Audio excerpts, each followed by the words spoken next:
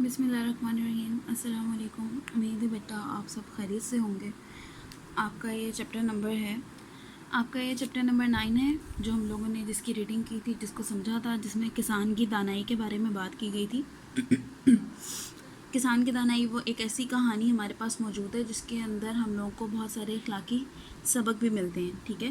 اس کے الفاظ معنی، جملے اور بک ورک آپ لوگ کر چکے ہیں۔ اب اس کے بعد آتی ہے باری آپ کے کوسچن آنسرز کی۔ پہلا سوال ہے، سوال نمبر 1۔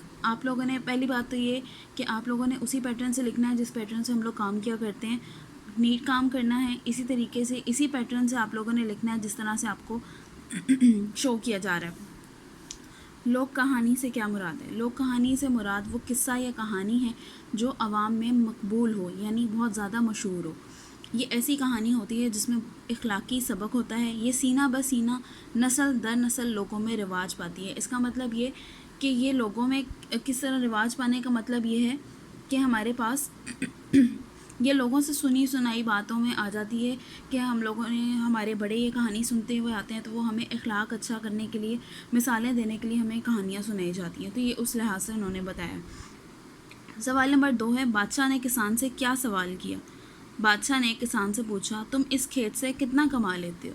یہ وہ سوال ہے، اور بات یہ ہوتی ہے کہ آپ نے سوال کا جواب ٹو دی پوائنٹ دینا ہوتا ہے۔ جو سوال آپ سے پوچھا جاتا ہے آپ نے سب سے پہلے اس بات کا جواب دینا ہوتا ہے۔ اس کے بعد اگر آپ لوگ سمجھتے ہو کہ اس کو ڈیٹیل دینا چاہیے تو وہ اچھی بات ہوتی ہے، لیکن فی الحال ہم لوگ یہاں پر اتنا ہی لکھیں گے کہ بادشاہ نے کسان سے کیا سوال کیا۔ بادشاہ نے کسان سے پوچھا، تم اس کھیت سے کتنا کما لیتے ہو؟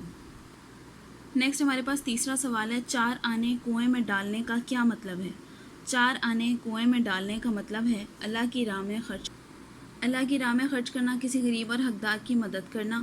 اور اس کے اندر 4 آنے وہ جس طرح ڈالتا تھا، یہ آپ لوگوں کو بھی معلوم ہے کہ وہ کس طرح ڈالتا تھا کہ 4 آنے سے اپنے والدین کا قرض اتارتا تھا، اپنے اولاد پر اپنا قرض ڈالتا تھا، بیوی کا حق پورا کرتا تھا، اور کیا کرتا تھا، پانی میں پیسے ڈال دیتا تھا جس کی وجہ سے جو ضرورت مند ہے ان کی مدد ہو سکے، ٹھیک ہے۔ سوال نمبر 4 ہے آپ کا، والدین کا قرض اتارنے سے کیا مراد ہے؟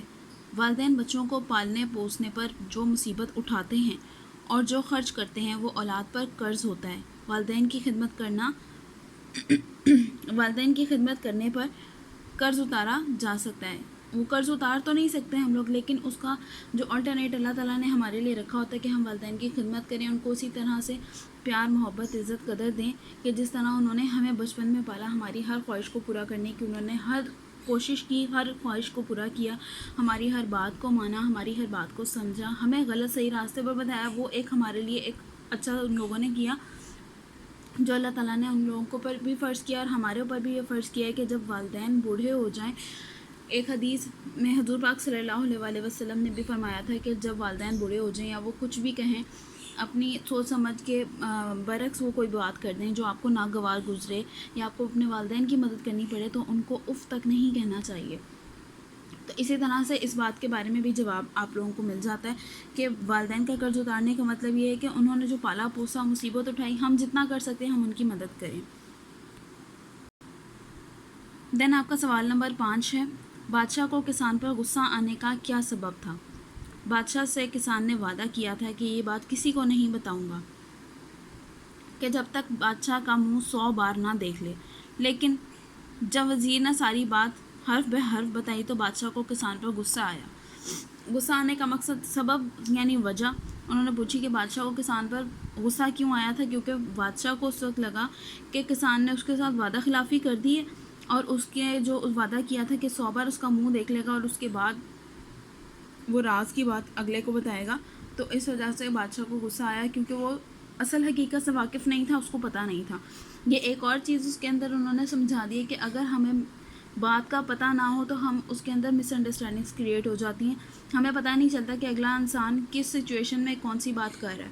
ہم لوگ صرف اپنا پوائنٹ آف ویو دیکھتے ہیں، اگلے کا نہیں دیکھتے، لیکن جب اس کو بعد میں پتہ چلا تو اس کو بادشاہ نے کسان کو بہت بڑے عہدے پر فائز کیا، یعنی اس کو اپنا وزیر بنا لیا، کسان سے اس کا رتبہ وزیر کی طرف چلا گیا۔ اچھا جی، سوال نمبر 6 ہے آپ کا، کوشچن نمبر 6، اس لوک کہانی سے ہمیں کیا اخلاقی پیغام ملتا ہے؟ اس لوک کہانی سے ہمیں بہت سے اخلاقی سبق ملتے ہیں۔ پہلا کیا ہے؟ والدین کی خدمت کرنی چاہیے، وعدے کی پابندی کرنی چاہیے، اللہ کی راہ میں خرچ کرنا چاہیے اور عقل مندی سے کام لینا چاہیے۔ عقل مندی سے کام لینے کے بارے میں انہوں نے کیوں بتایا، کیونکہ جب تک ہمارے پاس ہم اپنی عقل کا استعمال نہیں کرتے، ہم باتوں کو دیکھتے نہیں ہیں، ہم سچویشن کا ایک جائزہ نہیں لیتے، تو ہم لوگوں کو نہیں پتہ چلتا ہم نے کیا کام کرنا ہے، ہمارے لیے کیا ضروری ہے اور کیا نہیں ہے۔ تو اسی طرح سے اس کہانی سے، لوک کہانی وہی کہانی ہے جس کے اندر آپ کو سبق دیا جائے، اخلاق کے بارے میں بتایا جائے، ٹھیک ہے۔ اس میں اور یہ آپ لوگوں نے کویسچن آنسرز اپنی کاپی میں نیٹ رائٹنگ میں لکھنے ہیں، یہی پیٹرن ہے جس طرح سے آپ لوگوں کو لکھ کر دکھایا گیا۔ آپ کو اس کے پکچرز بھی اپلوڈ ہو جائیں گی، آپ اس میں سے بھی دیکھ لیجئے گا، جو چیز نہیں سمجھ آ رہی ہے وہ آپ پوچھ لیجئے گا، اور باقی اپنا کام ساتھ ساتھ کمپلیٹ کر کے کائنڈلی سبمٹ کرواتے جائیں تاکہ وہ کام آپ کا تھرو آؤٹ چیک ہوتا رہے۔ بہت شکریہ، اللہ حافظ، سب اپنا خیال رکھیے گا۔